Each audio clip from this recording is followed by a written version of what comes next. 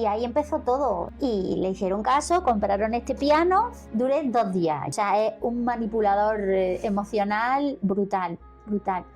Yo no tengo alma para eso, entonces también hay que valer. Y siempre digo que hay 2 cosas que hay que hacer. Y ahora te vas a reír.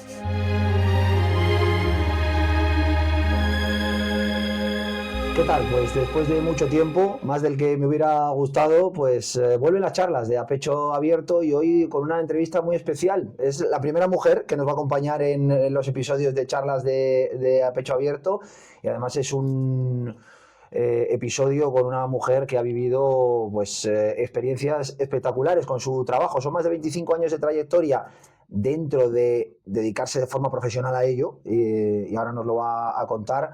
Es cantante de ópera, soprano y ha estado pues, en todas las partes del mundo, tanto en Latinoamérica, en Asia, por toda Europa, por supuesto, también en Norteamérica, si no me equivoco, ahora que nos lo cuente ella. Y seguro que vamos a pasar un buen rato charlando y aprendiendo de ópera, que es quizá uno de los temas dedicados al arte, quiero decir, en los que, bueno, mucha gente pues tiene pequeñas naciones, conoce un aria, conoce una ópera, conoce a lo mejor cantantes muy famosos, pero en profundidad es complicado encontrar a alguien que sepa de ópera y qué mejor que ella. Mariola Cantarero, ¿qué tal? Muy buenas. Buenos días. Un placer poder contar contigo en este humilde canal y charlar contigo un ratito. Muchas gracias por aceptar la invitación y por abrirnos las puertas de casa de tu madre, que me contabas que es aquí donde das clase de canto además. Sí, también, sí, ¿verdad? normalmente las personas que se acercan un poco a perfeccionar la técnica y tal conmigo, pues creo que es el mejor sitio porque aquí es donde yo estudié y además estamos en el centro de Granada, muy accesible y además es un lugar que a mí me gusta especialmente porque en este salón no hay una reverberancia muy grande, entonces las voces no engañan, como tenemos cortinas y chupa mucho el sonido y entonces es un sitio perfecto para trabajar la voz. Pues muy bien, un sitio con aura además. Con porque aura, si aquí aprendiste tú o estudiaste tú y te perfeccionaste tú, qué mejor sitio que este. Vamos a empezar por el principio, si te parece bien, y es pues que me cuentes un poco cómo te llega, ¿no? Lo de dedicarte a la música, más concretamente al canto lírico, a la ópera, y que me cuentes un poco, porque si no me equivoco y leyendo un poco, a mí no me gusta profundizar demasiado en el invitado para conocerlo en el momento de la entrevista, pero sí venir con unas pequeñas nociones y leyendo un poco tu biografía, en tu caso no viene de familia, sino que te llamó la atención, te gustó, entonces cuéntame un poco por qué y cómo empezaste. A ver, fue una cosa como muy natural en el sentido de que llegó de mano del coro del colegio. De la profesora que daba música, ella era profesora también de piano y entonces pues decidió montar un coro en el Colegio de la Presentación aquí en Granada y ya creo que llevaban un par de años ya ellas trabajando, hicieron unas audiciones y la otra seño me dijo, ¿por qué no te presentas? Y yo pues me presenté. Y Elena Peinado, que era la profesora, fue la que me escuchó, me dijo, sí, entras en el coro. Yo tenía 11 años cuando entré en el coro. En ese momento había otra solista que era Felicidad Farás, que era bastante mayor que yo. Y a Feli, pues al poco, decidió irse del coro y se quedó vacante la plaza de solista. Entonces Elena pues pensó que yo podía ser la solista del coro. Yo era pequeña, seguía siendo chica. Tendría pues los 12, de 12 para 13, una cosa así. Y ahí empezó todo. Ella vio que había una serie de cualidades, como la había en muchas de mis compañeras, pero quizás la colocación era más natural, la colocación de la voz, el timbre. Había algo que ella veía que era especial. Y habló con mis padres, que como tú bien dices, nada de tradición musical ni nada. Le dijo, bueno, esta niña debería de estudiar música, debería estudiar piano y veremos. Y le hicieron caso, compraron este piano, que es el que me ha acompañado durante tantos años, y aquí estamos.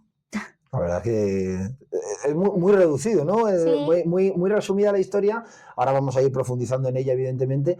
Pero desde esos 11, 12 años en los que empiezas a cantar hasta que con 22, si no me equivoco, es cuando debutas como profesional, ¿cómo son esos 10 años de evolución, de aprendizaje, de especializarte también, entiendo, Sí. en ópera y no en otro estilo musical A ver, por el la que ópera podías haber ido? iba claro, o sea, ópera. La lírica Sí, era eso. claro que era eso lo que me llamaba, puesto que la formación que yo estaba recibiendo a través de Elena y del coro era un coro de voces blancas, por lo tanto eran unas voces tratadas, colocadas, redondas, no era un coro rociero, no era un coro de gospel. Entonces sí se veía que el camino era ese, ¿no? Una voz más lírica, más técnica, más impostada. Y bueno, yo entré en el conservatorio también todo dirigido por Elena, porque era ella la que veía qué había que hacer, qué no había que hacer, fe ciega en ella. Pues yo empecé con ella estudiando el piano, el lenguaje musical, lo que antes se llamaba solfeo. Y luego ya pues hice las pruebas para entrar en el conservatorio. Obviamente yo entré tarde en el conservatorio, primero porque en el canto no se puede entrar tan pronto. Yo recuerdo que cuando entré había como una norma, una ley, era el plan del 66 en aquel entonces, la ley vigente educativa, que hasta los 14 años no se podía entrar en canto. Yo tenía 14 años y entré con 14 años. Los niños que empiezan a estudiar instrumentos, piano, trompetas, clarinetes, empiezan con 6, 7 años, empiezan pequeños. Y yo pues ya era talludita, ¿no? Entonces, no es que tuviera muy claro que yo quería ser cantante de ópera en ningún caso, pero bueno, era una formación. Y seguí, al par de años de canto, pues llegó una profesora que hoy en día es una amiga querida, que además sigo trabajando con ella de vez en cuando, ella como profesora mía,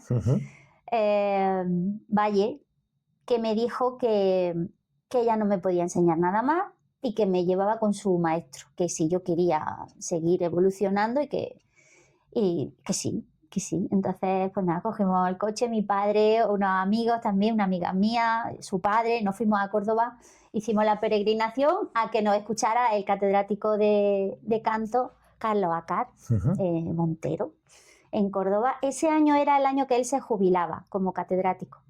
Y yo recuerdo que era verano y recuerdo que hacía un calor tremendo. Recuerdo el coche que me iba a dar algo. Sí, por lo que sea, en Córdoba en verano hace. Recuerdo que llegamos al conservatorio y vi aquella sala, pues más o menos de grande como este salón, con un piano de cola marrón antiguo, con muchas partituras encima. Yo ya me cagué allí. O sea, ¿esto qué es, por favor? Y nada, canté, me vio el paladar con su linterna y me dijo que sí, que me quería coger, que quería darme clase, y ya pues con él aprendí prácticamente todo lo que hay que aprender. Yo seguía en el conservatorio oficial. Sí. Y particularmente iba a Córdoba todos los jueves, me cogía un autobús que mi padre me llevaba a la estación. A ver, yo era pequeña, tenía 17, 18 años cuando yo empecé con Don Carlos, y yo pues eso, me tiraba las mañanas del jueves en Córdoba, terminaba, a veces iba con otras amigas que también estudiaban. Sí.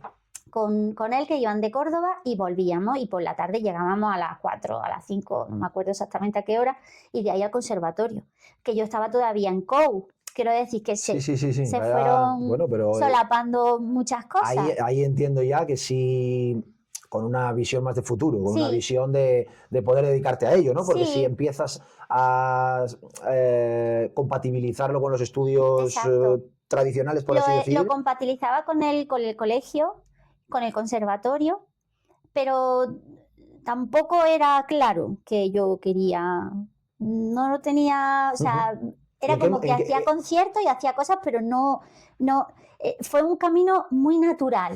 ¿En qué momento? Ya sí que sí, o no sé si es una época, porque a lo mejor no es un momento por ejemplo, concreto. La selectividad, que era una cosa que yo tenía amigas que estaban estudiando también las carreras de música, de piano, y ellas tenían muy claro que se iban a dedicar a la docencia musical, porque normalmente, bueno, es muy difícil hacer carrera en un escenario cuando estás estudiando en un conservatorio. La idea principal sería esa, pero normalmente también tienes en cuenta de que es una carrera y que cuando termines pues puedes opositar y puedes trabajar. Entonces tenía amigas que tenían muy claro eso. Yo no sé si lo tenía claro o no, pero decidí hacer la selectividad Pero fíjate que cuando estaba yo examinándome de la selectividad, yo estaba trabajando en los festivales de música y danza de Granada, que hacía un papel pequeño, la dama de la reina Isabel en la Atlántida de Falla, con una producción de la Fura dels Baus. Y yo tenía 18 años. Y yo recuerdo que el ensayo general, que aquello fue un hito en la Plaza de las Pasiegas, con la catedral abierta, bueno, aquello fue una barbaridad. No he podido recuperar una grabación, pero realmente fue algo muy, muy espectacular para la ciudad. Era por la noche el ensayo, al día siguiente esta amiga y yo, que también estaba en el coro, porque cantaba el coro de niños de mi colegio, yo era la solista, yo seguía con ellos trabajando, pues teníamos el examen de Historia y de Arte de selectividad a la mañana siguiente. Quiero decir que seguíamos ahí, hicimos selectividad, terminamos selectividad y yo, no sé, me dio, y estaba en el conservatorio, pero pensé, digo, voy a hacer una carrera. Yo quería hacer arte o derecho, y al final me metí en música, magisterio por música. Duré 2 días allí. Bueno, al final ahí... Porque yo creo que puede que fuera ese momento cuando decidí, no a lo mejor estar en un escenario, pero sí saber que mi vida laboral iba a ser la música. Decidí dejarlo, le hice a mis padres pagar matrícula y de todo, ellos no estaban para nada convencidos, pero era al revés, los convencía yo a ellos para hacer una carrera universitaria y al final ellos tenían razón y yo tuve que decir, pues pensar que cuando llegaba al conservatorio besaba el suelo por donde pasaba, porque en magisterio yo me encontraba que no era mi sitio. Fíjate que muchas veces sucede al revés, ¿no? Sí, fue al revés. Cuando alguien se quiere dedicar al mundo de las artes, que es complicado dedicarse y ganarse la vida con ello, es la familia la que le dice, bueno, bien, pero estudia también una carrera. En este caso fue al revés, ¿no? Que si mi hijo quiere dedicarse a la arte, yo le diré, pero estudia una carrera. Estudia una carrera. Sí lo haré. Pero en este caso, no sé, mis padres como que lo tenían muy claro, ¿no? O tenían más confianza en mí de la que yo tenía en mí misma, o no lo sé lo que era. Pero, porque don Carlos, mi maestro, siempre me decía, pero ¿para qué va a hacer? ¿Para qué va a hacer eso? Él sabía que yo iba a cantar, yo no sé cómo, pero él lo sabía. 18 años, ¿no? En ese momento, era el año de empezar la universidad. Hasta los 22 que debutas de profesional en Italia en el año 2000. Esos 4 años, ¿cómo fueron? ¿Cómo seguiste preparándote y profesionalizándote para hacer ese debut que para el tema del que estamos hablando creo que es muy joven, ¿no? Sí, muy precoz, muy precoz. Pues esos 4 años, así pensado en ese tiempo, lo que hice fue seguir preparando el repertorio de audición, tanto para concurso como para audicionar en un teatro, una agencia. Y eso fue lo que hice en esos años. Yo seguía trabajando con don Carlos y seguía en el conservatorio. Me costaba mucho trabajo compaginar porque yo ya tenía contratos y cosas. Cuento que debuté en esos años, 21, 22 años, pero yo antes había hecho ya papeles pequeñitos.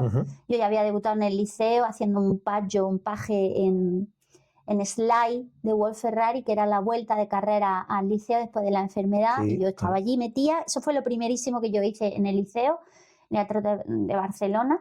Yo ya hacía cositas en Italia. Compaginar con el conservatorio era duro. Entonces llegó un momento en que tomé la decisión de dejarlo. No estuve todo lo ayudada que debía, y eso hoy lo digo porque es cierto que pasó así.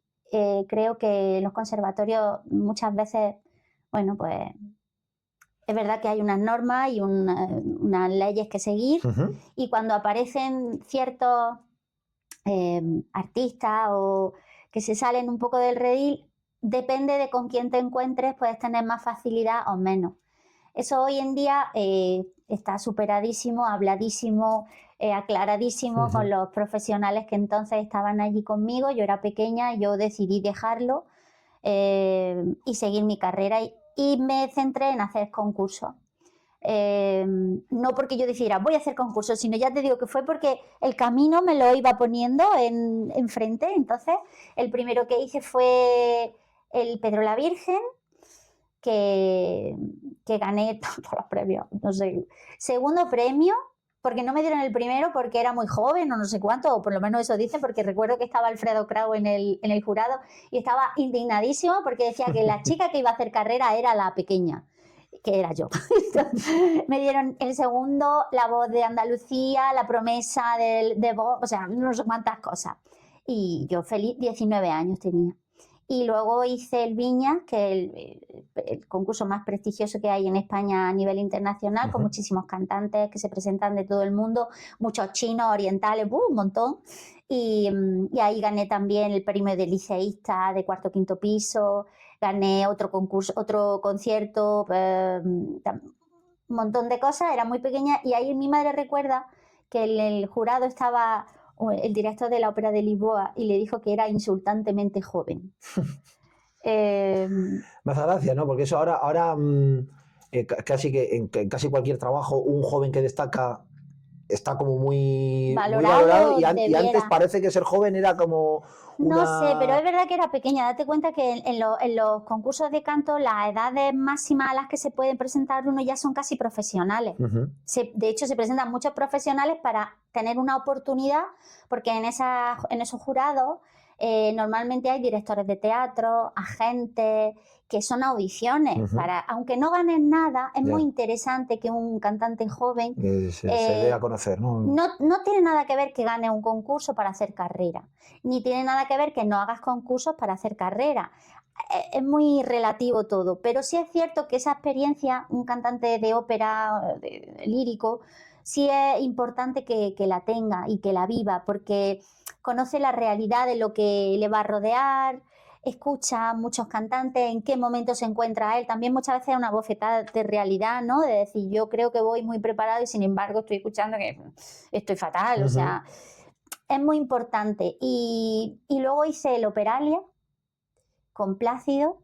El Operalia es el concurso que lleva Plácido Domingo. Eso fue en Puerto Rico. También 20 años, me fui yo sola para Puerto Rico. Sí, de 19 a 20, sí, fue justo el año después. Y ahí gané el premio de zarzuela, finalista que por cierto ese es el trofeo, sí. Y ahí detrás está el de Pero la Virgen, están un poco deteriorados, pero bueno, ahí están. Pero ahí están, efectivamente. Y los tiene aquí mi madre guardados con mucho cariño. Hombre, pues claro, no van a estar guardados en un cajón. Y fue una experiencia preciosa. Lo de Puerto Rico para mí me explotaba la cabeza. Y fue en esos momentos que yo ya había hecho audición con mi agente, el que fue durante toda mi carrera, pero todavía no me había cogido. Y recuerdo que cuando ya gané y volví del concierto de ganadores, no sé cuánto, lo llamé.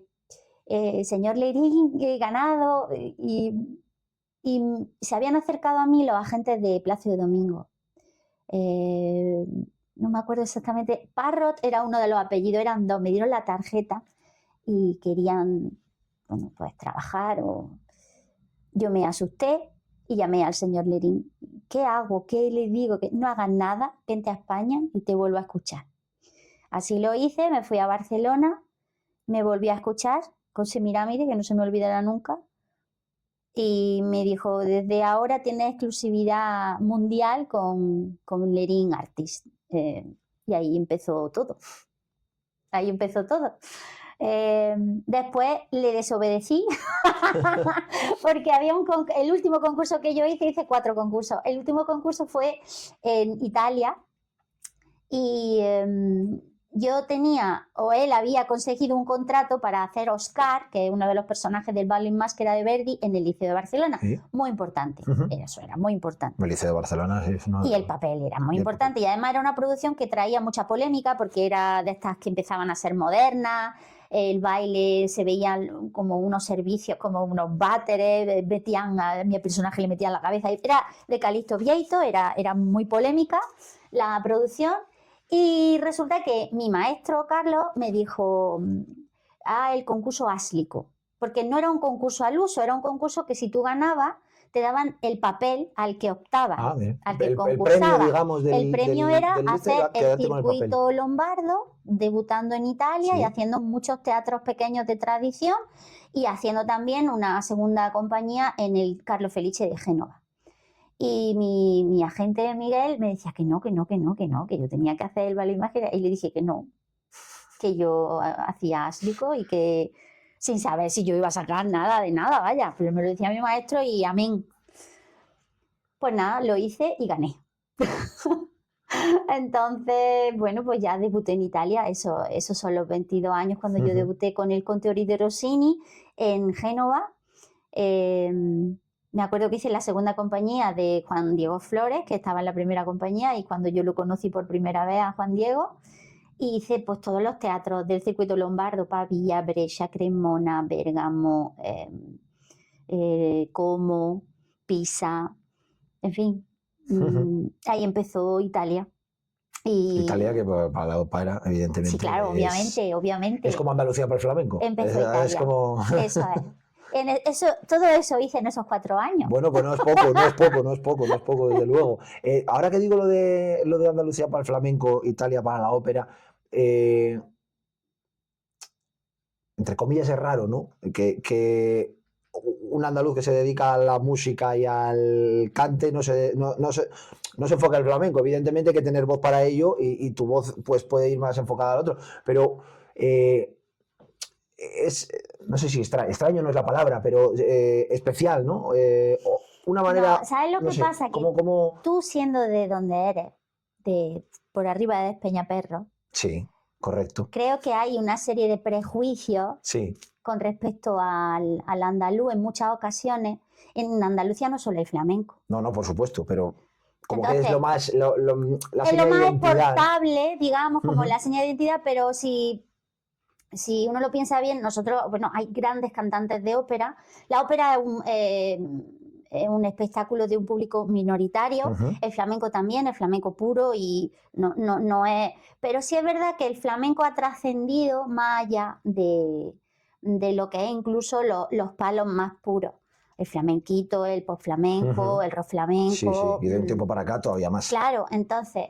es cierto que no en todas las casas gusta ese tipo de música o no se escucha ese tipo de música. En mi casa sí que se escuchaba Antonio Molina y ese tipo de... pero no un flamenco. Entonces, claro, también depende de las cualidades que el cantante tenga, porque yo tengo la voz ligera, fina, digamos, laína en la jerga flamenca. Yo jamás hubiera podido cantar flamenco. O flamenco como se entiende hoy en día. A lo mejor copla, pero flamenco no. Y es cierto que es verdad que lo primero que uno piensa que si un músico andaluz pues sale por esa rama, ¿no? Pero ciertamente hay mucha cantera de gente que se dedica a la lírica, al clásico, muchísimos músicos que de hecho están por todo el mundo. Bueno, María Dueñas, que es una de nuestras mayores banderas, violinista, jovencísima. Le he escrito para tenerla en el programa de tele, no aquí en el canal, porque yo sé que es más difícil de... Pero ella es que no vive aquí. Ya, pero que ni siquiera me ha contestado. Y le escribí en diciembre, entonces bueno, pues ya lo doy por perdido, pero sería muy, muy placentero, creo, tenerla allí en el programa. Sería interesante, pero no... sería que coincidiera algo que viniera. Claro, pero le escribí en diciembre porque digo, a lo mejor en Navidad viene a casa o lo que sea. Puede ser, pero ella vive en Viena y además yo sé que está muy... Decíamos antes de insultantemente joven. Sí. Cuidado con cuidado con María. Sí. Es lo que está haciendo en el mundo un orgullo enorme. Del violín. Un orgullo enorme. Por eso te digo que hay muchísimos cantantes, bueno, pues Carlos Álvarez, Juan Jesús Rodríguez, Ismael Jordi, bueno, la lista es interminable de cantantes líricos andaluces, que a lo mejor ni lo sabe la gente que son andaluces. Pues ya está, borro los prejuicios de la cabeza a partir de ahora. Pero no es modo peyorativo lo que te he dicho, pero sí es cierto que... Sí. O como que eso de que un andaluz pues tiene que ser gracioso por narices, pero hay muchos... Dicen que en Santander está todo el día lloviendo y que somos muy bordes. ¡No! Pues bueno, pues ya está, pues te tienes que quedar con ello. Los cántabros que son gente súper dulce, súper amable. No lo he dicho yo, ¿eh? No lo he dicho yo. Que es verdad que doy fe de ello. Me alegro que pienses así. Por lo menos, ¿ves? Hay que borrar prejuicios y hay que eliminarlos. Después de ese debut y de esa gira lombarda, como decías, vaya, las ciudades, solo con las ciudades que has dicho, es espectacular. ¿Qué viene después de eso? ¿Cómo fue esa primera gira, esa primera experiencia como profesional? Dura, muy dura. Hombre, entiendo que físicamente dura, ¿no? Sí. Entiendo, apretado del calendario y... Física y emotivamente, porque yo era una niña que estaba muy acostumbrada a estar aquí, muy protegida, muy en casa, soy muy familiar y me tiré fuera mucho tiempo. Cuando yo llegué a Italia no hablaba una papa de italiano. O sea, yo hice la mili con aquella gira. Lloraba mucho. 22 años, es la primera vez que sales de casa así, Pero a tanto aprendí tiempo y a trabajar. muchísimo.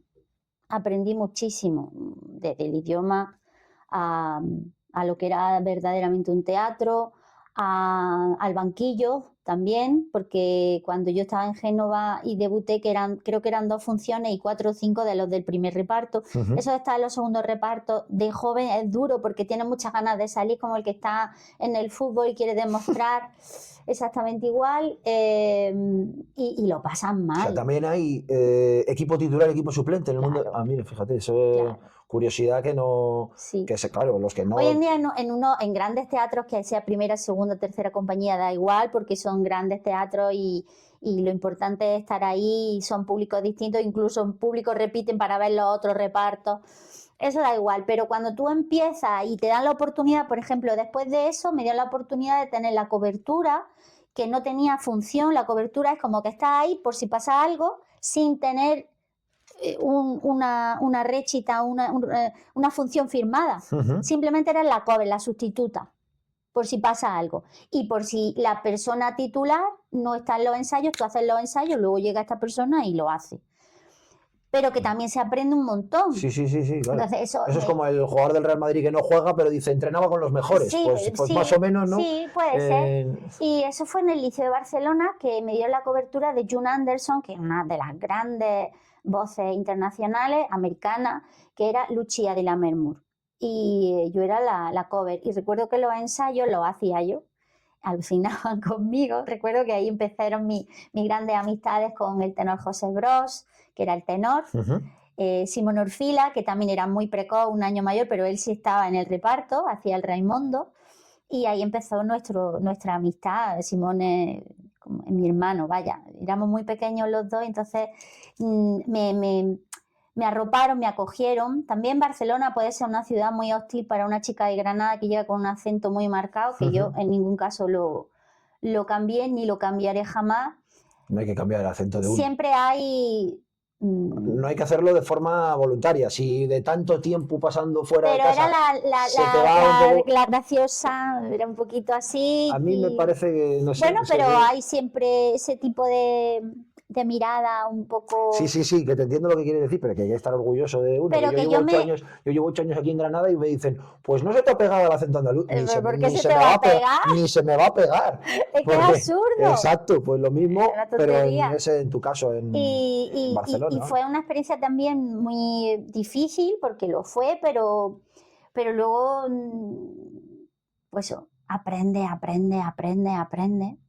Y ya, después pues vinieron muchas cosas. Ya vino la carrera casi sin darme cuenta. La carrera.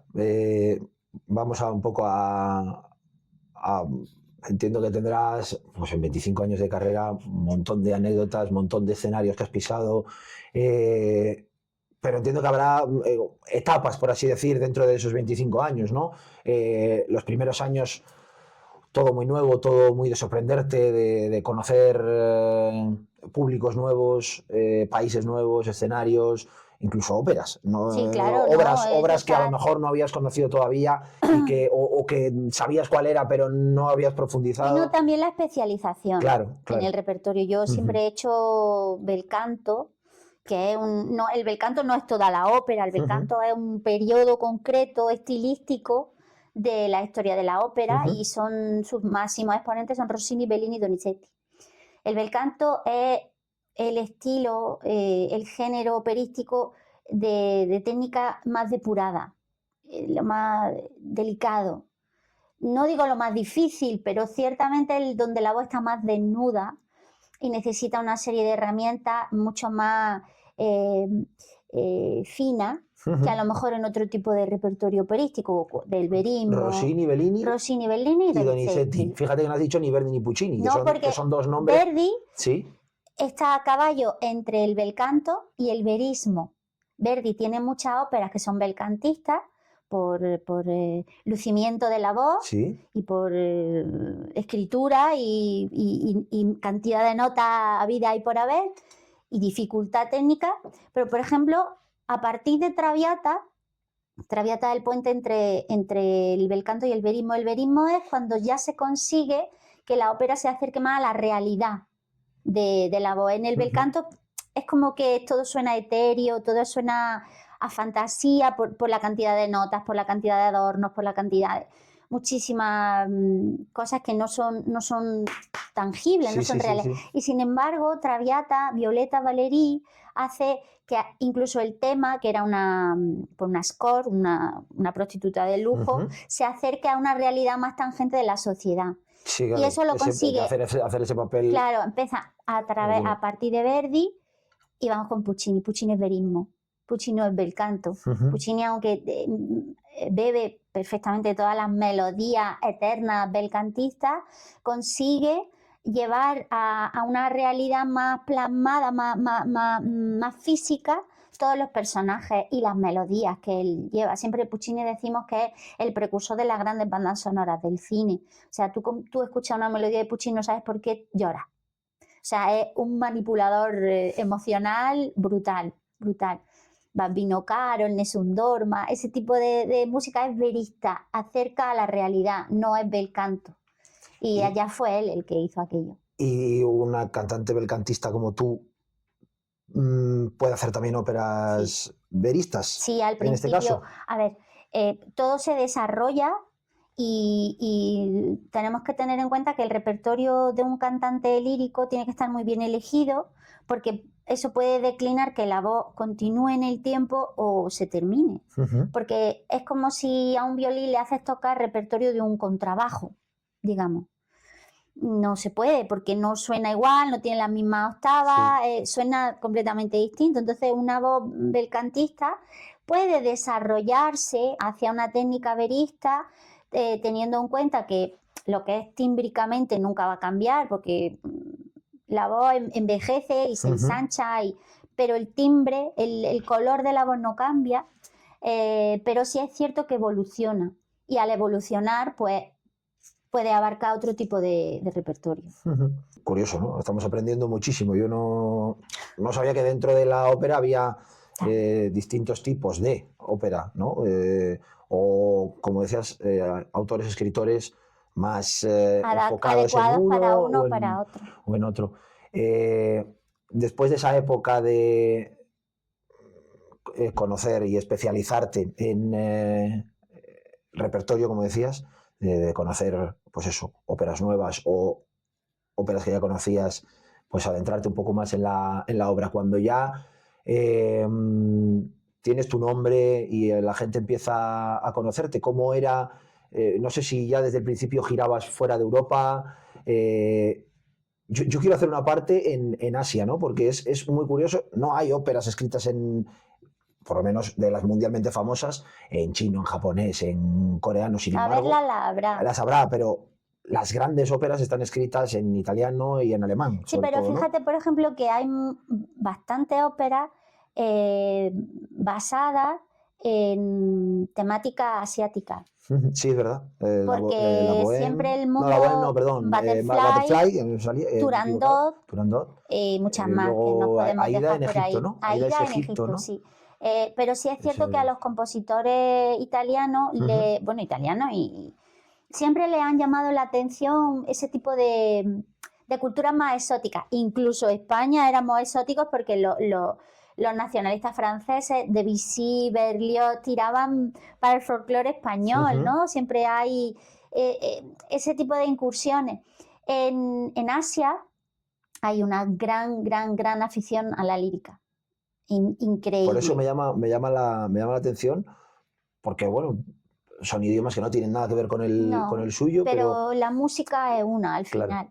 Y tienen allí grandes teatros de ópera, que es una barbaridad. Tienen grandes de todo, porque tú que vas, al que le gusta el deporte tienen estadios espectaculares, al que le gusta el teatro tienen teatros, exacto. al que le gusta ir de compras tienen centros comerciales, da igual, Gigante. Da igual, tanto en Asia, cuando decimos Asia pensamos en China, Japón y todo eso, como ahora ya... en China, Japón y en Corea. Sí. En esos Eso, tres justo sitios. los tres que yo he mencionado, porque ahí como que hay... Y en China en distintos lugares. En Beijing, en Pekín, en el Teatro de Ópera, el Teatro de Ópera Nacional es una barbaridad.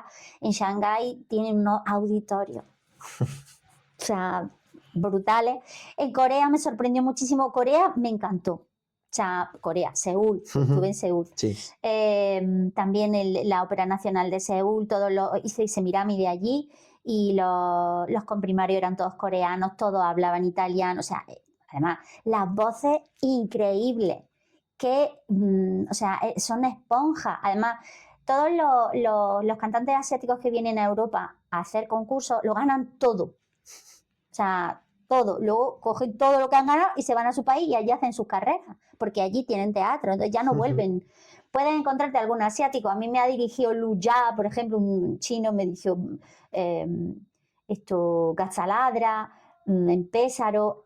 Hay hoteles, grandes hoteles que son orientales, también gente que ha cantado, yo qué sé, las normas, todo voces muy robustas y muy grandes. Pero es cierto que la cultura asiática es un mundo y muy distinto entre ellos, de Corea a China y de China a Japón, o sea, que nosotros no lo distinguimos, pero sí hay muchísima diferencia. Claro. Y para mí fue una experiencia. Igual ellos también piensan que en español y en alemán somos iguales, ¿no? Sí, pero ya no solo físicamente, que muchas veces no sepamos distinguir los rasgos, sino también eso, la forma de ser. Corea está más europeizado, si se puede permitir la expresión. China es un caos ordenado, no sé cómo explicarlo, pero es un caos, o sea, incluso ellos, pero está ordenado, en su locura está todo ordenado. Y Japón es la precisión absoluta, o sea, exquisito en todo, brutal. Yo no solo tengo buenas palabras para aquella gente. Vamos a irnos al otro lado. Nos hemos ido hacia el este, vamos a irnos hacia el oeste, tanto Latinoamérica como Norteamérica. ¿Cómo es cantar allí?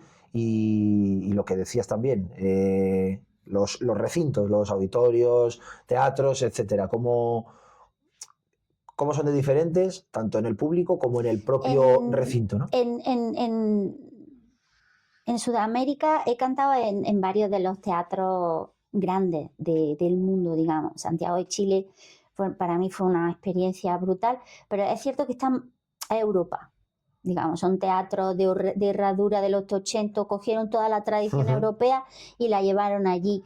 En Sao Paulo es cierto que los teatros que son preciosos, riquísimos en moldura, en luces, increíble. En el Colón de Buenos Aires no he cantado, pero es el teatro más grande del mundo, de esas características. Luego, allí te sorprende, es como que estás en casa, como que te sientes muy cercano, sobre todo yo me sentía muy cercano a Andalucía, porque son muy parecidos a nosotros en esa forma solar de ser, de vivir la vida, de disfrutarlo todo, con una calma muy distinta a la que tenemos aquí. Pero también se vive el arte de una manera muy profunda. Ya te digo, en Santiago de Chile, yo en Santiago canté zarzuela. O sea, las zarzuelas la adoran. O sea, para ellos es un género propio. Que más hispano, ¿no? Claro, más hispano, obviamente, es nuestro género, claro. El género del hispanoparlante. ¿Por qué crees que a veces está un poco denostada o infravalorada la zarzuela con respecto a la ópera? Pues me voy a meter en un jardín. Métete. Para eso estamos aquí. A pecho abierto se llama el canal. Eso es porque queremos que... Por temas más políticos que otra cosa. Porque es cierto que la zarzuela tuvo un gran esplendor. Bueno, pues cuando en la transición se hacía mucha zarzuela, mucho cuplé, mucho tipo de... puede ser que en algunos sectores se vea más casposa o más, no sé, más antigua o más... Muchas veces en España no valoramos lo nuestro antes que lo que viene de fuera. Pero es cierto que los grandes maestros y grandes entendidos de la música en general, en el mundo entero, la zarzuela está muy bien valorada porque es música de una calidad altísima. Hay como en todo, también hay óperas que son bazofias. Claro, claro, O sea, sí. Sí, habrá... Igual que en la zarzuela, pues también hay zarzuelas pues, que no tienen el nivel musical, artístico que si se necesita, por eso no se hacen. Pero las grandes zarzuelas españolas, bien hechas, son de una calidad brutal. De hecho, en el extranjero se piden, se hacen. Vamos, que donde no se valora más la zarzuela es en España, que es Lo una que pasa nación. es que yo no he vivido el hecho de ese menosprecio por la zarzuela. Yo siempre he vivido el amor hacia la zarzuela en el circuito en el que yo me he movido. Yo he hecho zarzuela de una calidad increíble, porque era todo de la mano del Teatro La Zarzuela, del Campo de Oviedo, del Teatro del Liceo, incluso en el Real también se ha hecho zarzuela, quiero decir, se ha hecho todo con mimo, con cuidado, con calidad musical, con calidad artística, con grandes intérpretes. Entonces, siempre ha sido un nivel altísimo, pues yo qué sé, pues desde la Luisa Fernanda, que se hizo con Plácido, que Plácido la llevó a la Scala de Milán. Allí se hizo Luisa Fernanda y luego se trajo aquí, se ha hecho por el mundo entero esa Luisa Fernanda histórica porque fue cuando él empezó a seguir su carrera como barítono porque hacía el papel de Vidal y no el del tenor. Eso está en DVD, está grabado por la Deutsche Grammophon, quiero decir, nivel altísimo y una gran zarzuela. Luego hay, cuando dicen el género chico es por la duración de la zarzuela, no es porque sea peor ni mejor, porque hay zarzuela Gran Vía en un acto, son zarzuelas más pequeñitas y luego está la gran zarzuela, Doña Francisquita, se hizo en el Liceo de Barcelona, de Amadeo Vive, un catalán enamorado de Madrid. Muchas veces entran cosas políticas que no tienen por qué meterse en lo que es lo artístico, pero a verlas las hay. Y ya te digo, yo siempre que he hecho zarzuela ha sido con una calidad extrema. Norteamérica, me has hablado de Latinoamérica, de Santiago, de Buenos Aires, aunque De no Brasil. hayas... De Brasil, correcto. Norteamérica. Estuve en Nueva York, en Michigan. Estuve en Nueva York, en New Jersey. Y en Michigan hice Tancredi. Una barbaridad también. Bueno, yo recuerdo que el auditorio de Michigan, yo no sé si era el auditorio que yo había visto más grande en mi vida, 8.000 butacas, una barbaridad, una barbaridad, haciendo Rossini, haciendo Rossini con toda la compañía europea. A lo grande, todo a lo grande. Una experiencia chulísima. Luego en Nueva York, pues en Nueva York, que te voy a decir, hice un recital y lo disfruté muchísimo, porque estaba en una película todo el tiempo y muy guay. Muy guay. Yo no he estado nunca en Nueva York, pero tiene que ser eso, estar como en una película. En una película. Ir por las calles de Nueva York. Esto hasta me suena de las series y de las películas como si ya hubiera estado aquí, ¿no? Totalmente, lo va a Central Park, va a, yo qué sé, pues a Tiffany, al Palace. Bueno, el barquito que te lleva a ver la Estatua de la Libertad, o sea, ya lo hicimos todo y fue una maravilla, yo eso lo recuerdo con mucho cariño y precioso. En 25 años de carrera hiciste el año pasado y lo celebraste con un mega concierto en tu tierra y en un sitio espectacular como es el Teatro del Generalife, al aire libre, entre el Generalife y la Alhambra, pues qué mejor manera, ¿no?, de celebrarlo. ¿Cómo fue tanto en el día de estar allí y llevarlo a cabo como en la preparación, con muchos invitados, amigos?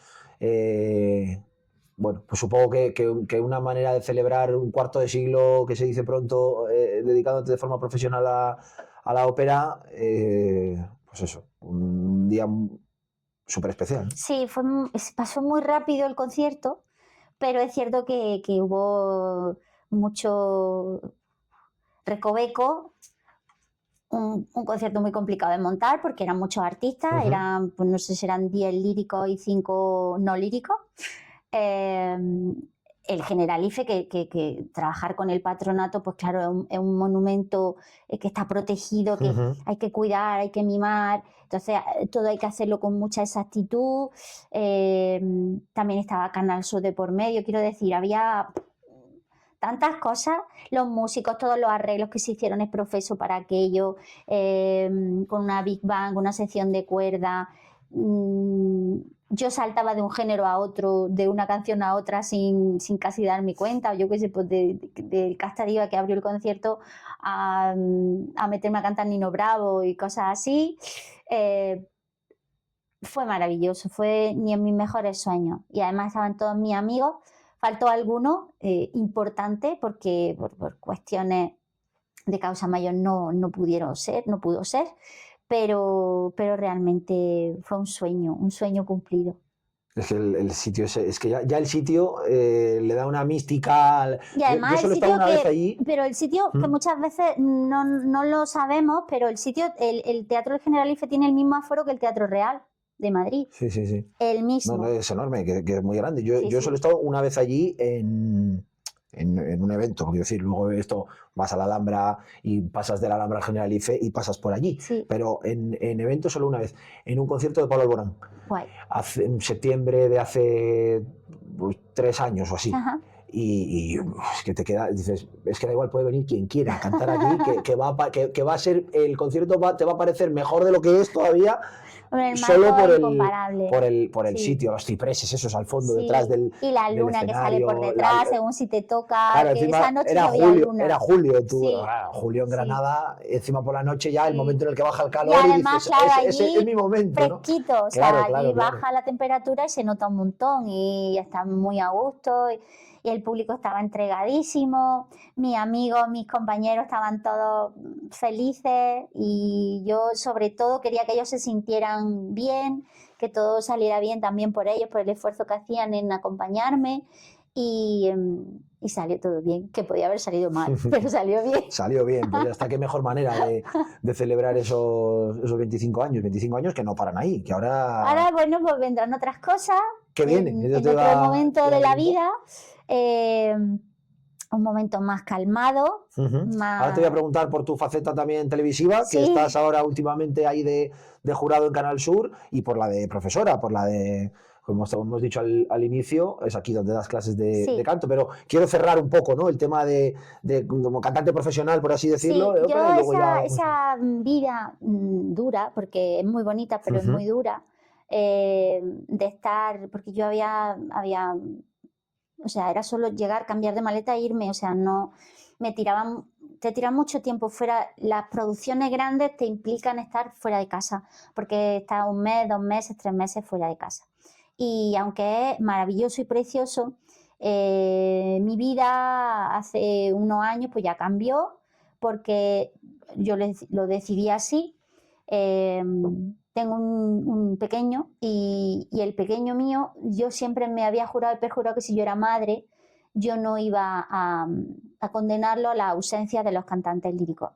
Sé que es una opción difícil, arriesgada y un poquito kamikaze, pero sí es cierto que yo ahora me dedico más al concierto que a estar pues rodando por ahí, porque me permite conciliar esa palabra tan grande y tan importante que tenemos las mujeres hoy en día.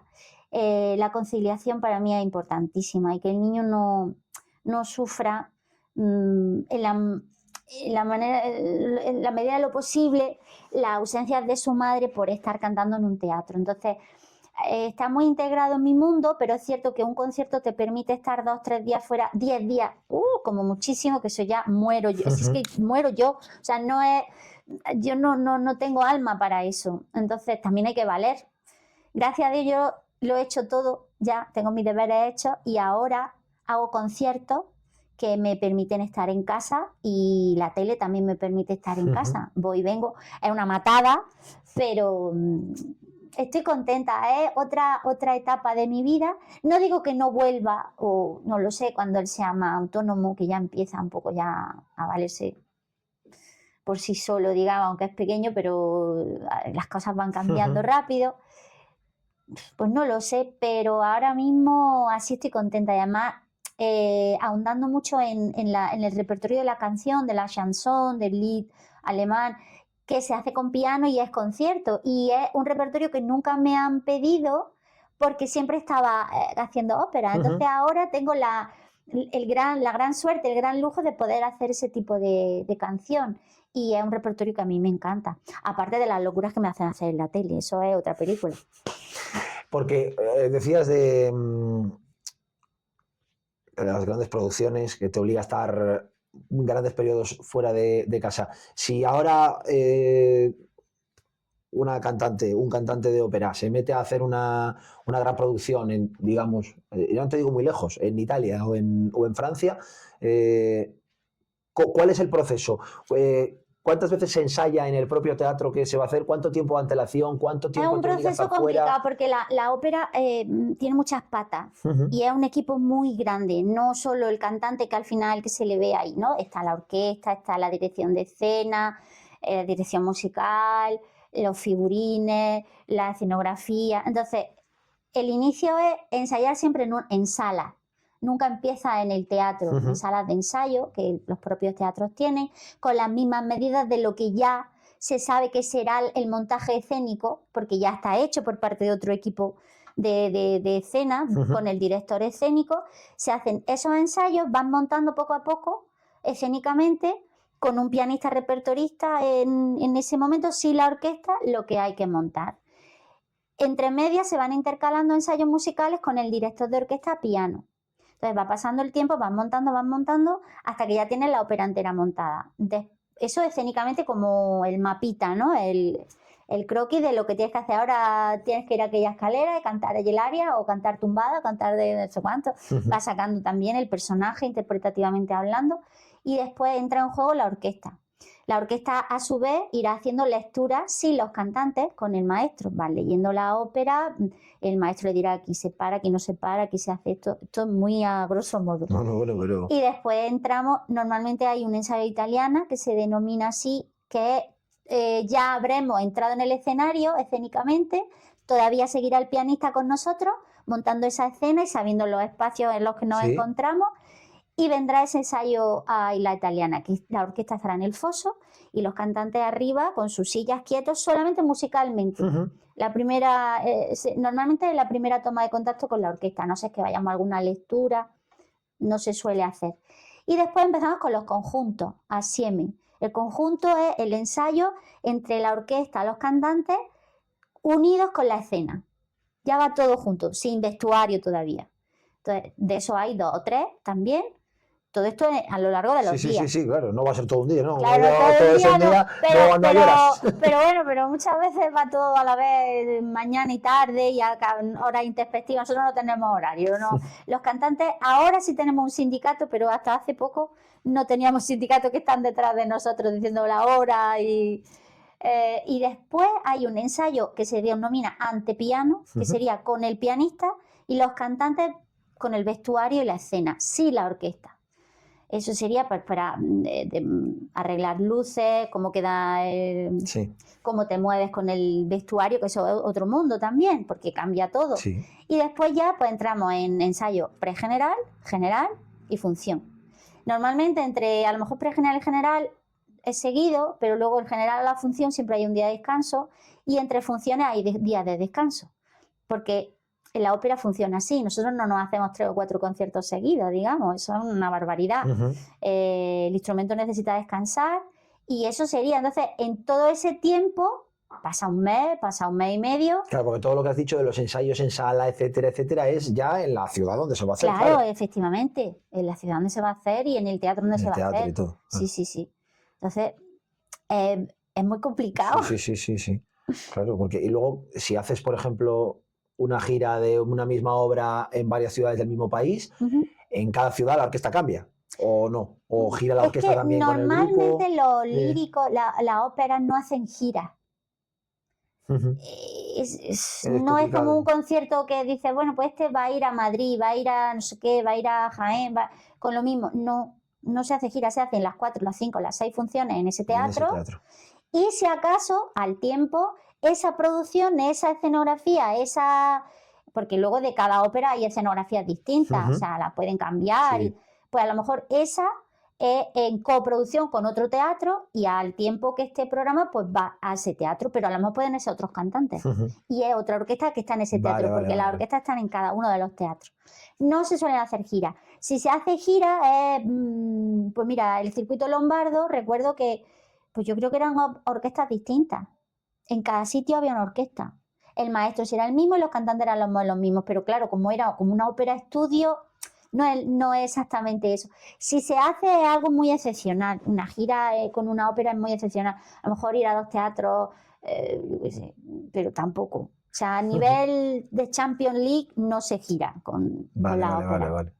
O por también un poco eso, aprender un poco, porque es muy distinto de otro tipo de música, como estábamos diciendo, un concierto de un cantante que gira siempre con la misma banda, con los mismos operarios. Y a ti te contratan como solista, tú nunca vas con los mismos cantantes o vas solo. Sí. Es curioso el proceso, ¿no? Y la cantidad de ensayos que eso lleva. Luego lo has mencionado antes, el concierto, el ensayo general y ya la función. ¿Hay diferencias entre uno y otro? ¿Por qué si el ensayo general es una recreación de la función, ¿no? Sí. 1 o 2 días antes? Sí. ¿Por qué las entradas del ensayo general son más baratas que las de la función? Porque se puede parar. Ah, perfecto. Claro, es un ensayo y si algo sale mal, el director puede parar. Incluso, quiero decir, siempre hay un aviso que esto es una jornada de trabajo, el director tanto de escena como musical podrá parar si lo requiere, que no se suele parar porque es un general y hay que tirar para adelante. Pero si se para, se para. Entonces, los cantantes pueden no cantar a voz, no estamos obligados. Es un ensayo, podemos marcar, hacer tararear para no cansarnos si no queremos. Pero claro, el público pues, te pide y canta. Por eso normalmente... Yo fíjate, la única vez que he estado en una ópera ha sido en un ensayo general, en la Bohème, en el Palacio de Festivales de Cantabria. Ajá. Cuando yo estaba en segundo de bachiller y estaba matriculado en una asignatura que luego, fíjate, no se podía examinar en selectividad, que era Historia de la Música. No está en selectividad. No está en selectividad, pero en mi instituto se ofertaba y podías cursarla. Y yo la escogí y la profesora nos llevó, que además era ella, yo creo que ella era cantante de ópera o cantaba en un coro o algo así, pero también con voz lírica y así. Y nos llevó, nos dijo, vamos a ir este día, esta tarde, fuera de horario escolar, porque era una tarde. Vamos a ir a ver la Bohème, al ensayo general, que este fin de semana... Eso normalmente se hace mucho, en los ensayos generales van los colegios, van estudiantes... yo no tengo ni idea, y en esa época tenía menos idea todavía, tenía 17 años, 16, 17 años. Pero, no sé, no notas la diferencia, yo no... No, porque porque para nosotros como si fuera una función es una puesta a punto de teniendo público, pues al final te debes al público y te crece ante el público y sale, pues eso. Siempre dicen que si sale un ensayo general no tan bien, la función tiene éxito asegurado. Fíjate, eso digo yo también muchas veces, yo juego al balonmano, ¿no? Digo, si el viernes, el día antes del partido, entreno mal, es que el sábado voy a jugar eso es una ley. Maravilloso. Si el viernes en el entrenamiento tiro 10 veces a puerta y meto 9 goles, malo. El sábado no meto ningún gol. Esa pues, es un poco las supersticiones, ¿no? Te iba a decir, que por eso le tengo cariño a la Bohème, por eso, porque es pues la única, conoces muchas áreas de muchas óperas, a lo mejor yo no conozco óperas enteras, de escucharlas de principio a fin en casa o de ponértelas en el móvil, es complicado, ¿no? Pero, de principio a fin ponérselas sola es duro. Es como arias, ¿no? Sí, la gente que escucha ópera en casa, obertura, a lo mejor, yo qué sé, tiene momentos hits de la ópera, pero merece mucho la pena verla entera. Ahora que tenemos YouTube, que tenemos también cadenas que se dedican a eso, ver una ópera entera en casa es como que estás viendo una película. Sí. Y la verdad es que impresiona. Obviamente el directo es insuperable. No, a mí me llamó la atención. Además, eso, que tenías 16, 17 años, vas allí haciendo un poco el tonto, porque dices, no, y la ópera, que voy a la ópera, el Palacio Festival es muy bonito. El Palacio Festival de Cantabria, por fuera es muy controvertido, porque hay gente que dice que es muy feo, que no sé qué. A mí no me lo parece, pero... Oye, hay gente que... pero por dentro es espectacular. Yo he cantado allí Rossini, Viaggio a Reims. Sí. Eso es... Canta ópera y por dentro se tiene foso y se puede hacer toda la ópera del mundo. Aquí en Granada pues no tenemos teatro de ópera. Pues habrá que trabajar por ello. Pues llevo toda la vida pidiéndolo, señor. Yo no sé si me darás vida para verlo. Seguro que sí, hombre. Solo faltaba. De estos 25 años, dime, entiendo que será complicado, la ópera que más has disfrutado. A lo mejor, a pesar de que una ópera en general es la que más has disfrutado, tu área favorita está en otra ópera. No, y el recinto que más te ha llamado la atención, por lo que sea. Esas 3 cosas. A ver, la ópera de las que más he disfrutado, es que han sido muchas, pero quizá Traviata, Bohème, Puritani, Lucia, o sea, serían las más que me han tocado, ¿no? Después, el sitio así más... Fíjate que me voy a quedar con una cosa. Hay, de unos años hacia aquí, un director de escena, bueno, un humanista que se ha dedicado a hacer un montón de cosas, un gran amigo, Emiliano Suárez, tuvo la idea de sacar la ópera del teatro y meterla en sitios feos, en garajes, en sitios cochambrosos, en naves arruinadas. Y yo he hecho bastantes bohèmes en ese tipo de sitios. Y la verdad es que fue una experiencia tan chula, tan enriquecedora, que eso por singularidad.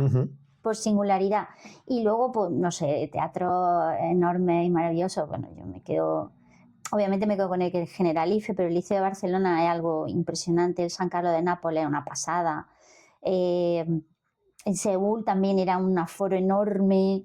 Shanghái. No sé, es que no todos tienen su magia. Tienen sus particularidades, claro. Sí, hablabas de la diferencia de Latinoamérica a Asia, por ejemplo, que parece mentira que estés... El Maestranza, el público de Maestranza me lo llevaría metido dentro del bolsillo. O sea, ese público sevillano es mortal, es maravilloso.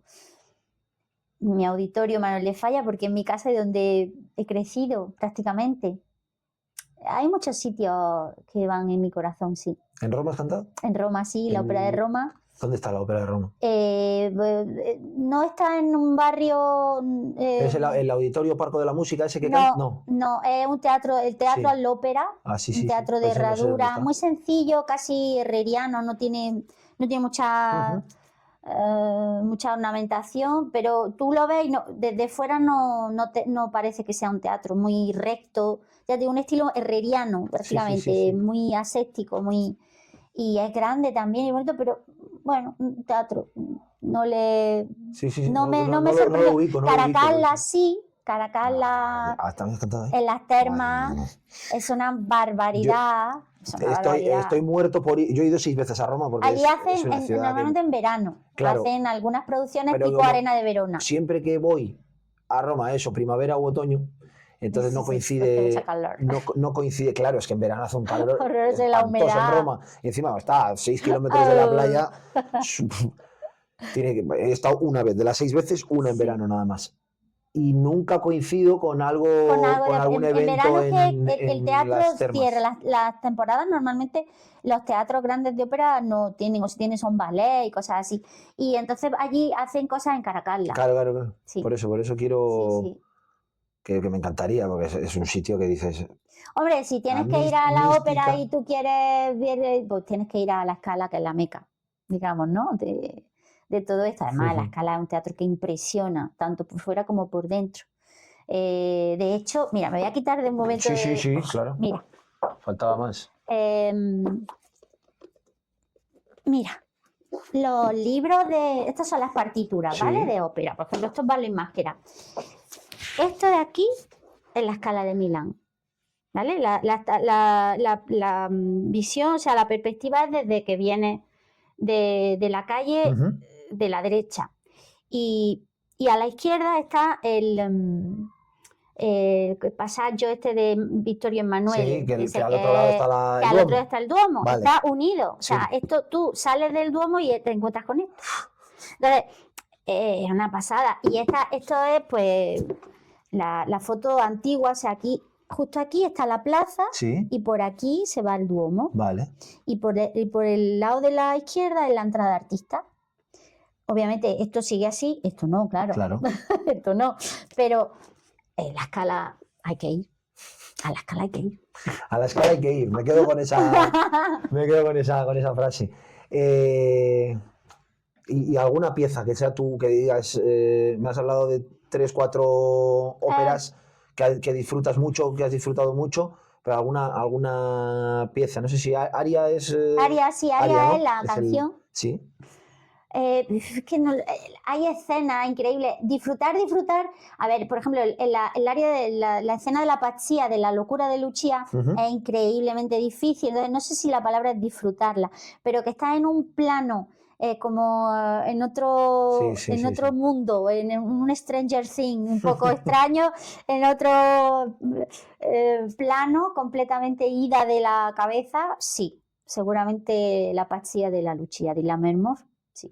¿La flauta mágica has cantado alguna vez? Sí, he cantado la flauta, pero he cantado Pamina. Yo no canto la reina, no está en mi repertorio. La reina es... El mítico. El mítico, exacto. No me voy a atrever ni a... La he estudiado porque yo cuando estudiaba, porque ese momento de estudio y de perfección, también he estado en Viena trabajando con Rutilde Boesch, con la profesora que era de Edita Grubero, con una gran soprano, y ahí ella me hacía cantar La Reina de la Noche y yo echaba las higadillas porque no es mi repertorio. Cerramos, si te parece, el capítulo cantante profesional y esos 25, digo aquí, hablando nosotros. Pero eso, como te decía, quería hablar un poco de tus otras facetas, de profesora y de jurado de televisión. Bueno, lo de la tele es una aventura preciosa que estoy muy contenta de que precisamente en Andalucía de un tiempo a esta parte se ha descubierto que efectivamente no solo hay flamenco y hay copla, sino que hay un montón de músicos clásicos y de cantantes líricos, aparte de otras cosas, porque también ha habido danza urbana, bueno, un montón de cosas fuera de lo que es el folclore, digamos, ¿no?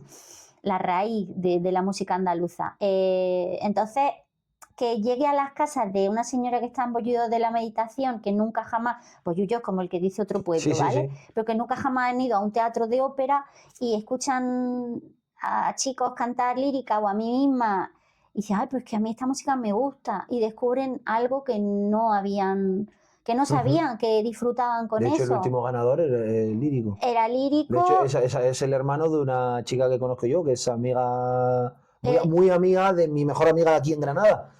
Fueron compañeras de piso y el hermano de esa chica es José Miguel. ¿Se llama? Ah, sí, Otero. Efectivamente. Pues su hermana la conozco yo de aquí de Granada.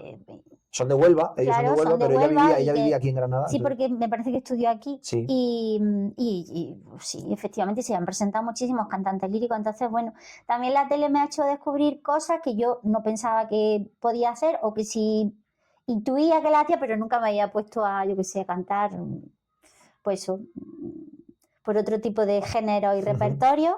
He conocido mucha gente maravillosa, nos hemos hecho muy amigos, gente que no era de mi mundo y ya pertenecen al mío, y también ha hecho que me meta en muchos charcos distintos. Por eso de 25 años estuvo Lombo, estuvo Diana Navarro, Marina Heredia, Pastora Soler, Falete, cantando con una soprano. Entonces, bueno, pues yo creo que es bonito y enriquecedor. No sé lo que la tele me dará en un futuro. La tele supongo que tendrá fecha de caducidad, puesto que estos son etapas y, bueno, no se sabe nunca, pero... Nunca se sabe, efectivamente. Mira Chenoa, que parecía que... y ahora se dedica más casi a eso que a... Claro, que bueno, a ya ha cantar, encontrado su sitio. Sí. Ha encontrado su sitio. Es verdad que yo reconozco abiertamente que la tele me gusta, que disfruto, que me lo paso muy bien. Me encanta comunicar a través de la pantalla y, bueno, pues no sabemos. También disfruto, entonces disfrutando... siempre intentas que los caminos sigan por ahí, ¿no? Que no sé qué pasará, pero lo de la tele ha sido un regalo muy maravilloso en mi vida, sí. Y faceta de profesora también. Eso lo llevo haciendo bastante años y ahora, bueno, pues con proyectos importantes Estoy luchando por una especialización en el bel canto que me gustaría que se consiguiera en Andalucía. Estoy luchando por muchas cosas. No sé si lo haré desde los estamentos oficiales, no sé si la cabeza me explota realmente, pero sí creo que todo lo que yo aprendí de mi maestro no puede caer en saco roto, y hay que seguir con esa forma de estudiar, de mimar la letra, la partitura, la música, la tradición, porque la ópera es tradición y ha venido acompañándonos pues desde que estos compositores la hicieron. Así que es algo que me llena mucho, y creo que sí, que mi vida seguramente profesional acabará en una docencia más a tiempo pleno, seguramente. ¿Mariola Cantarero va a descubrir a la próxima Mariola Cantarero? No lo sé. Qué chulo. No lo sé, lo que sí sé es que yo siempre le digo a mis alumnos que yo vengo del futuro y que sé lo que puede pasar, y que sean o no sean intérpretes sobre un escenario, que disfruten lo que hacen. Porque al final la carrera de música, la carrera de canto, en este caso, triunfar en el canto no significa triunfar en la vida, triunfar en un escenario no significa eso. Muchas veces se quedan muchos por el camino, pero lo importante es el camino. Así que ahí seguiremos. La última que te quiero hacer, Mariola, para terminar. ¿Por qué alguien que no consume ópera o no la ha consumido nunca debería al menos una vez en la vida interesarse un poco? Ya no te digo pagar una entrada e ir a un teatro, que sería lo suyo. Sería Escucha, pero que hay, la gente se sorprende de los precios de los teatros, ¿eh? Ya no te digo de los precios, del hecho de descubrirlo, ¿no? De por qué una persona, eso, que le gusta escuchar música, etc. Yo creo que en la vida hay una serie de experiencias que, si se pueden, se deben de vivir. Y siempre digo que hay dos cosas que hay que hacer. Y ahora te vas a reír. Hay que ir a un partido de fútbol en el Santiago Bernabéu o en el Camp Nou, en un gran estadio. Hay que vivir esa experiencia. Es una experiencia por todo lo que conlleva. Aunque no te guste el fútbol, es alucinante lo que allí se vive. Y hay que ir una vez en la vida a ver una función de ópera en un gran teatro. Lo mismo digo, Teatro Real, Liceo de Barcelona, Maestranza de Sevilla. Hay que vivir esa experiencia, porque no sabes lo que te estás perdiendo hasta que no lo vives. Y realmente siempre eligiendo quizá la ópera en concreto. Era la pregunta, te he hecho la última, pero te voy a hacer la repregunta. ¿Cuál? Un par de óperas o tres que sean, entre comillas, fáciles para iniciarte. Está claro que una persona que tenga algo de sensibilidad, con las óperas que te tocan más el corazón, disfrutarían más. Entonces yo creo que una ópera, desde luego, que seguramente una persona que no haya estado nunca en la ópera le gustaría mucho, sería Traviata, sería Bohème. Pueden haber óperas también simpáticas y con momentos emotivos, puede ser un Elixir d'Amore también, sería bonito. Cualquier ópera de Puccini puede ser interesante, pero muchas veces te pierdes la trama. Con Turandot, que sería otra de las grandes, pues también podrían disfrutar. Butterfly te toca el alma seguro. Esos grandes títulos son los que yo aconsejaría para iniciarse. No vayas a ver Wagner, porque son 5 horas de ópera. Y a lo mejor para una primera toma de contacto es excesivo. No es excesivo, o un Berlioz o cosas más complicadas de escuchar, pero sí con melodías amables. En la ópera tienes tus subtítulos que te van traduciendo todo lo que escuchas. Incluso en los grandes teatros tienes el asiento delante y tienes aquí el tabloncito que lo ves de cerca. Es una experiencia maravillosa. Date cuenta que los cantantes de ópera en los teatros de ópera están hechos para cantar sin micro. Los cantantes de ópera cantamos sin micro, cuando en un teatro adecuado a eso. La experiencia es brutal. La experiencia es brutal. Es algo que no te puedo explicar con palabras, pero hay que hacerlo. Bueno, pues con eso nos quedamos. Así que ya vi la Bohème en un ensayo general, ahora ya tengo que evolucionar. Ya han pasado años ya. Ahora que lo pienso, han pasado bastantes, años. ¿no?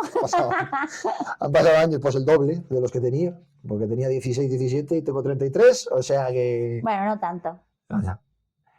Mariola, muchísimas gracias. Ha sido un placer hablar y aprender de un tema que, oye, que siempre me gusta, que yo siempre lo digo, que en mi Spotify, cuando voy por la calle con los cascos, suena un reggaetón y lo siguiente que suena es Pavarotti, ¡Qué que yo guay! ¡Qué guay! escucho absolutamente de todo que ha sido un placer aprender contigo un ratito, charlar y que esos 25 años se queden cortos, Bueno, lo veremos. que sean más y que eso, si cuando crezca el chiquillo vuelves a hacer grandes producciones, pues también sería una buena oportunidad de ir a la ópera y de disfrutar. Muchas gracias. Muy bien, muchísimas gracias, Fernando, un placer. Pues aquí dejamos esta sexta charla de A Pecho Abierto y ya está, que espero que hayáis disfrutado y que espero también que la próxima no haya que esperar tanto tiempo, que me hubiera gustado hacerlo antes, pero ya sabéis que cuando uno hace un canal de forma por amor al arte, o así se dice, pues no siempre se tiene el tiempo que se desea. Intentaré que la próxima vez haya menos tiempo entre una charla y otra. Muchas gracias, hasta la próxima.